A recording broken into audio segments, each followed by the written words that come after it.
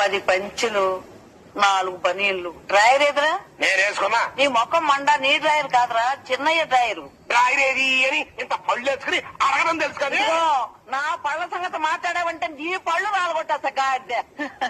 అసలు ఈ పళ్ళు చూసే కదరా పెదరాయుడు గారు నన్ను కోరి మరీ పెళ్లి చేసుకున్నారు. అమ్మో, ఈ పళ్ళు చూసా? ఆ ఈ పళ్ళే. పొద్దున్నే లేవగాని దుర్గి పళ్ళు తోముకున్నావా అనేవారు. ఏంటి ఈ పళ్ళు చూసే? అసలు నా పళ్ళ వరుస చిన్నరాయుడికి రాలేదని ఎంత బాధపడేవారని. అమ్మో, రాకపోవడమే మంచిదైందిలేండి. అసలు ఈ పళ్ళ గురించి ఊళ్ళో వాళ్ళందరూ ఏమనుకుంటారు తెలుసా? ఏమనుకుంటున్నారా?